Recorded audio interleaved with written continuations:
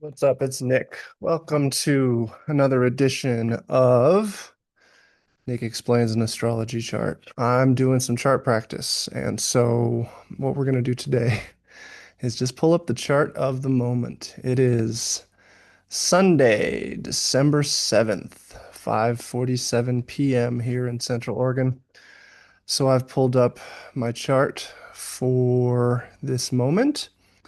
We're going to take a look at it, see what intuitively jumps out for me, and do a little reading. Um, so I think the first thing that I see here is a nice little Moon Jupiter conjunction in the last degrees of Cancer, our cardinal water sign. You can often look to the moon for the chart's vibe in the moment, how we're experiencing it. The moon can be your emotions, your body, and it's the piece of the chart that's moving, changing, shifting um, the fastest, often 2.5 days in each sign, right? So as the moon completes its time in Cancer, it's getting a nice little kiss from Jupiter, the greater benefic. So Jupiter is going to impart this this kind of so when I think of Jupiterian things, there's a certain growth and expansion that comes with Jupiter. But the idea being that in a water sign, this is happening in the emotional realm. And with the moon, it's happening in a way that really feels somatic. So I think for some of us in this moment, there's something that's being anchored, some expansion, some safety, some security, or some wisdom that's being anchored in. And this little corner right here of the triangle, this blue triangle we see in the sky, is telling a story. So this is a grand water trine that's been just activating. It's been a journey now. What it's been at least a month of a grand water trine with certain players, certain water sign planets in it. And so Jupiter and the moon right there. We've got Mercury, and I've put up Lilith here. And we've also got Neptune, Saturn, and the North Node in Pisces, all creating a nice little water trine. And so throughout this trine, we've seen it shift from being something that involved the sun, being something that involved Venus, but in this particular moment, this water, this emotional journey, creative, emotional water signs, thinking a lot about the ebb and flow of water, the rise and fall, the movement of rivers, the movement of oceans, the movement of water in its many forms occurring with this batch of planets in a way that they're really communicating with each other supportively, freely. So, what can I say about this moment of the Grand Water Trine? Well, there's an anchoring of wisdom with this Jupiter moon.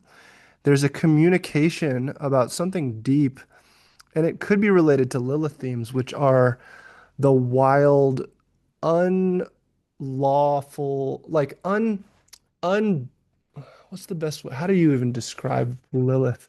The wildest woman you know. This communication of a deep feminine rage, of something about this process we are going through that needs to leave space for the wild woman. And that could be the feminine within you as a man, but that can also be the women in your life. And this can also be just a sacred rage, a receptive rage that you hold within yourself and can communicate with the help of Mercury right there. So Mercury can be the mind, communication, technology, and Scorpio, it's really about trust and communication around trust. I personally have been going through this process of some really good, really deep conversations with family and friends and those I love.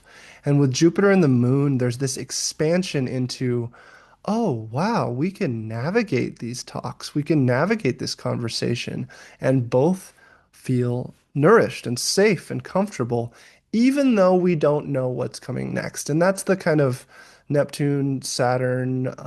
There's a moment of being okay with not knowing in this particular moment. What's coming around for us in the moment, and we as astrologers obviously want to like go into January and see what would what's coming. But there's something comfortable right now about simply communicating, simply having those conversations of safety and depth, and really just understanding that that's the heart, that's the hearth, that's the solo safety zone. And so yeah, so that's major. That's what I'm seeing here. And then we have this nice little stellium in Sagittarius. And I like this a lot.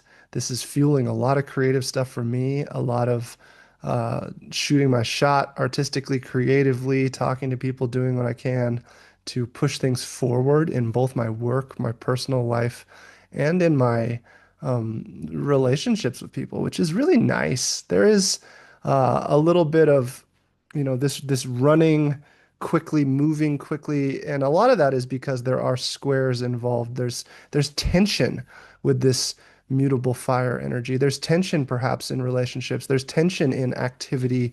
There's tension in the intellect.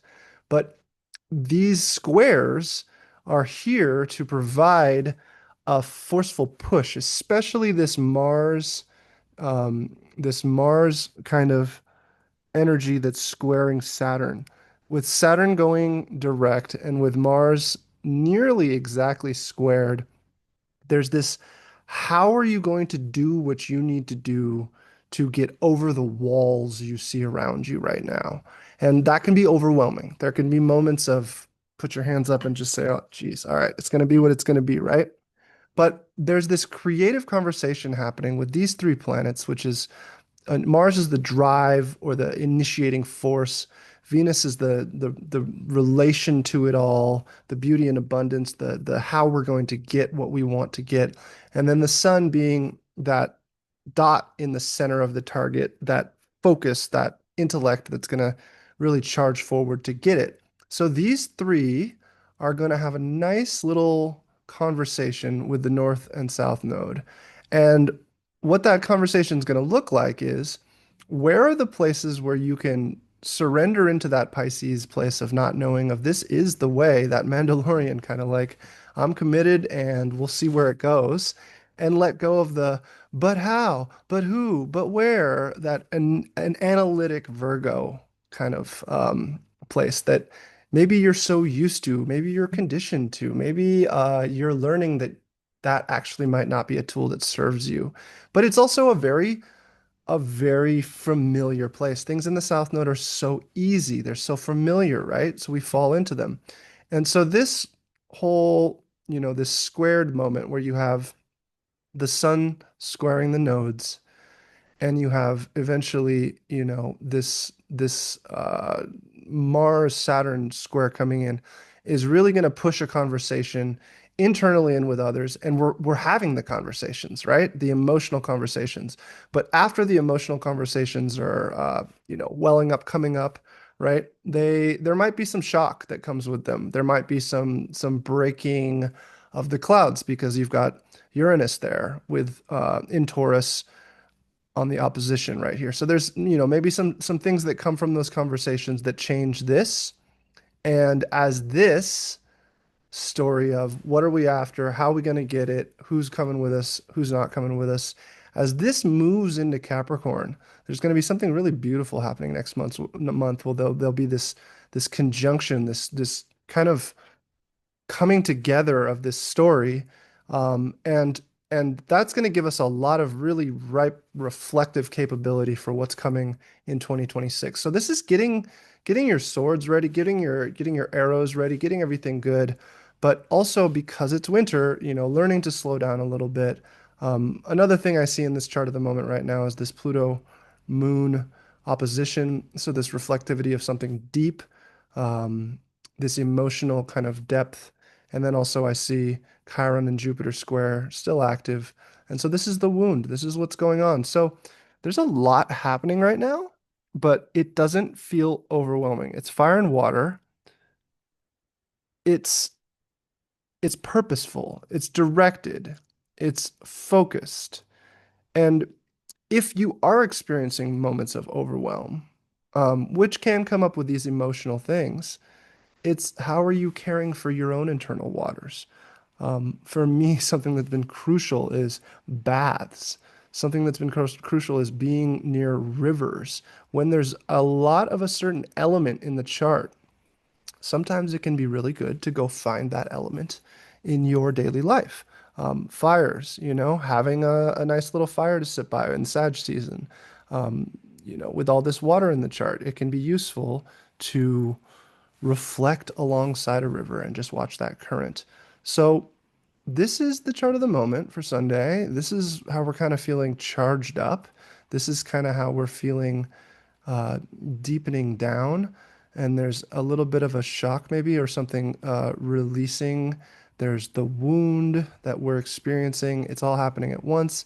As Neptune comes to station, there might be a little bit more fog, a little bit more confusion around what this looks and feels like 3 months from now, 6 months from now. But this is really all calling us to say, internally, we've got this. The work is being done in the heart, in the fire, in the place where we hold our aim steady in that Sagittarian way. And then as we move into Cancer or Capricorn in that season, it's those are kind of some of the questions about how we actually apply it into the world, resource it out. That will be revealed January, February, and then February. A lot of things will move with this shift from Saturn going into Aries, Neptune going into Aries in this new direction. So that's where we're headed in this particular moment. Having those what might feel at first initially like difficult conversations, but can be really nourishing, and applying that to whatever the plan feels like now and being comfortable with what the plan feels like now and not what the plan needs to be forever. So that's my report for tonight, 7 December 2025. Have a beautiful evening.